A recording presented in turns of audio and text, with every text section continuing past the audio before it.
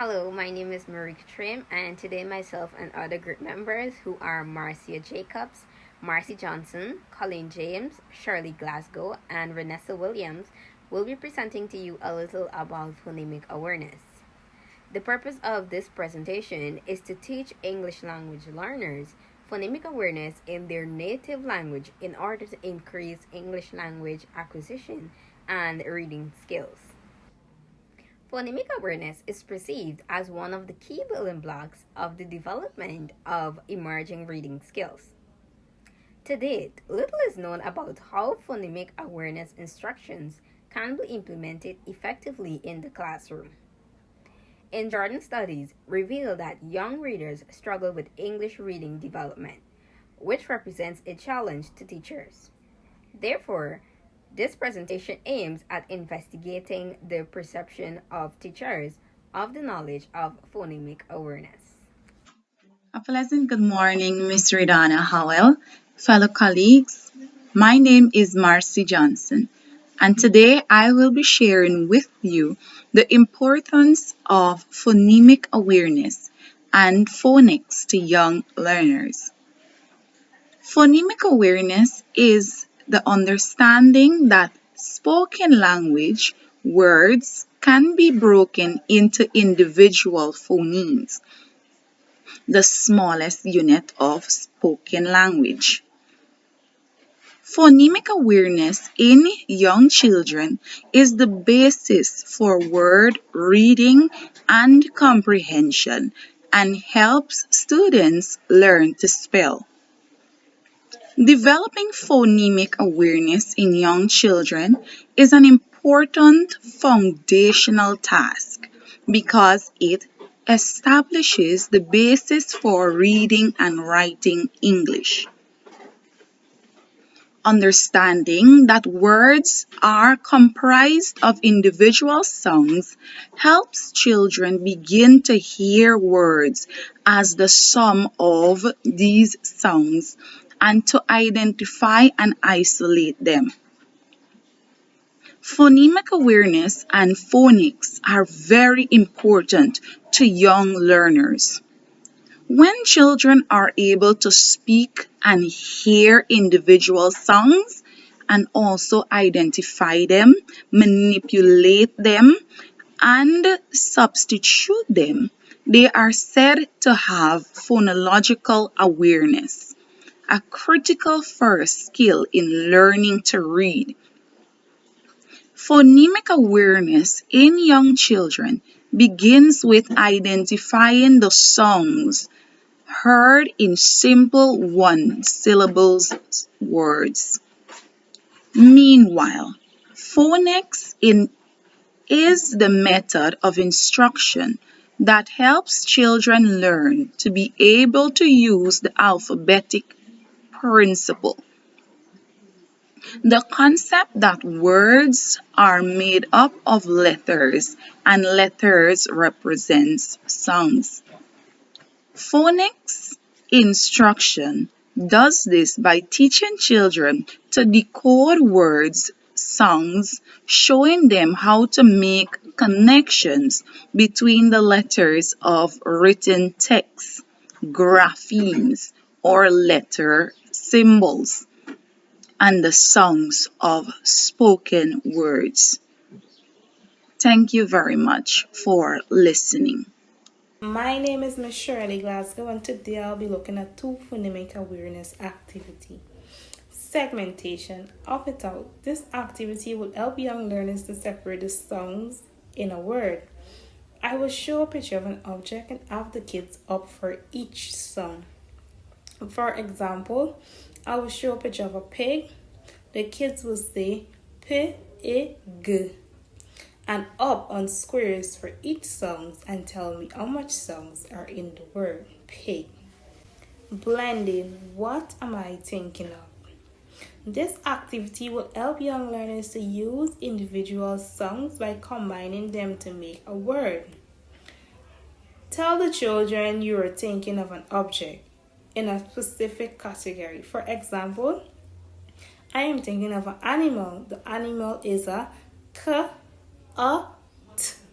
The children must then put the songs together to make the word cat. Writing helps children to express their thoughts in a creative and a unique way. Learning to write can also help children to become exceptional readers. One of the ways mostly used in teaching children how to write or increasing a child's writing ability is mostly tracing uppercase and lowercase letters. Tracing helps to refine little ones' pre-writing skills, which helps to set a strong and solid foundation in emerging writers. Here's a teaching aid that can help increase children's writing ability.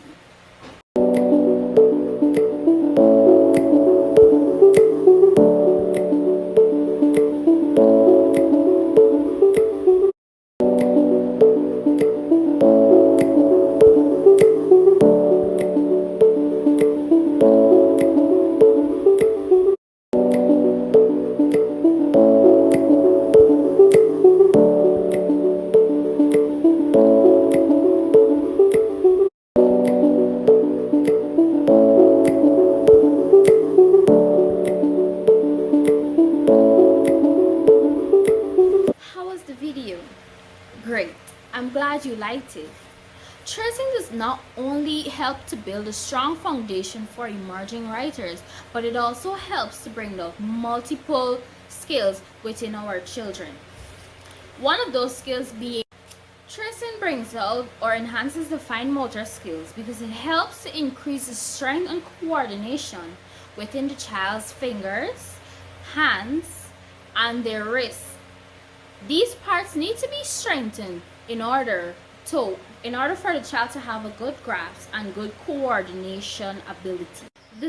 Another skill that tracing helps to bring out is pre-writing skills, which we already discussed, but we'll get a little more detail into that.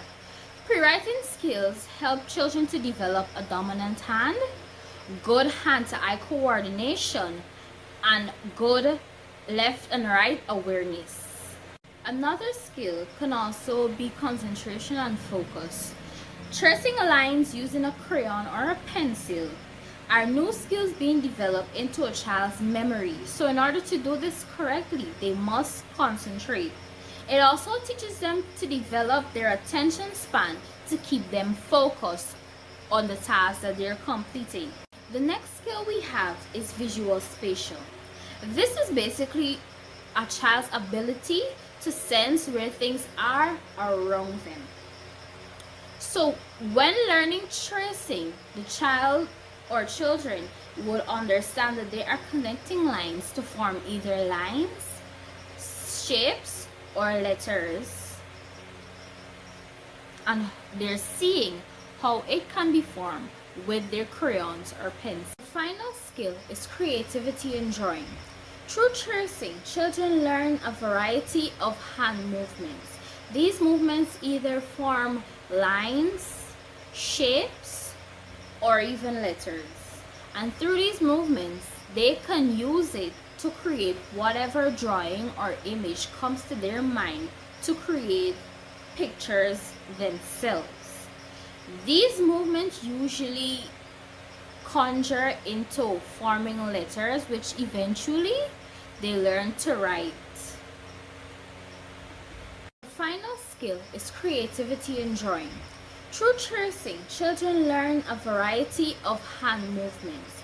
These movements either form lines, shapes, or even letters.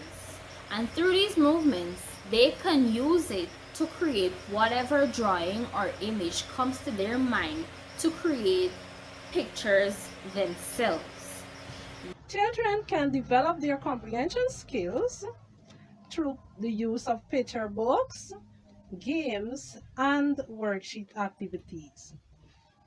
As we all know, the song Five Little Monkeys Jumping on the Bed.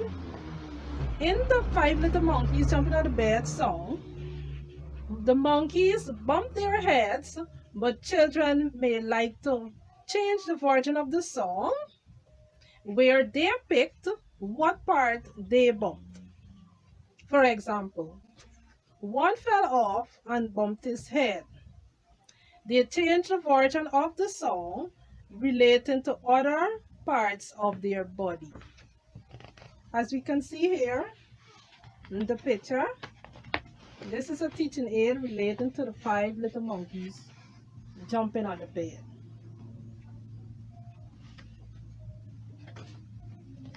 So, the role the monkeys, depending on their ability, the children may play multiple roles and perform gestures.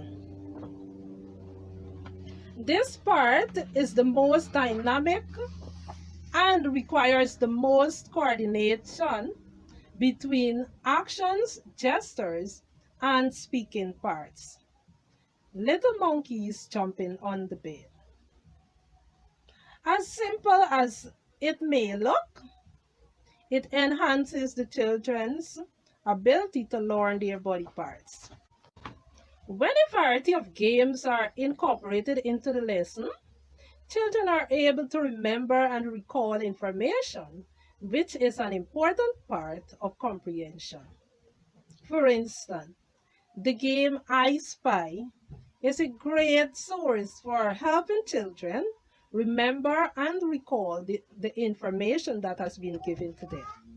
So although the game can be played with any objects, it is most beneficial when used with objects that have a variety of different parts, like a toy. So a toy has wheels, lights, and doors. So the teacher can decide on something and then explain it to the class in order for pupils to participate in the game. The students would then be responsible for finding the object in question using the description as a point of reference. If students played this game, it might be easy for them to remember various parts of the object and what each part does. My name is Marcia Jacobs, and today I will be sharing some information on vocabulary through reading. And with the use of the teaching aid flashcard, the skill that will be focused on is language skills. Flashcards can be used when teaching or introducing new words to children, or even when revising them. Therefore, the use of flashcards will help teachers to draw the visual learner's attention, and most importantly, they will know how to use words correctly. Let's say teachers or parents are engaged in a story with their children. They can do a more detailed study of the story by rereading and making use of the word components that can further broaden their knowledge, that can help them in mastering the writing process. So when teaching antonyms to a child as we read a story, we can tell them that they are words opposite in meaning. And by adding prefixes such as words such as this, in, and on, to make antonyms. And by putting these prefixes at the starting of a word, it can change the meaning of the word to its opposite. So let's say we are telling the story and we saw the word big. We can explain or let the child know what is the meaning of big, and in turn we can teach the children by showing them the flashcard that something is big and the opposite to that is little. So whenever they see the word little or the word big, they will be able to differentiate and say this is the opposite to. In conclusion, phonemic awareness is one of the necessary building blocks to reading and spelling success. And strategies we discuss also help with general listening and vocabulary development. We do hope you gain an understanding of phonemic awareness and use this knowledge to elevate English learners in their reading and spelling skills and to enhance their vocabulary. Thank you.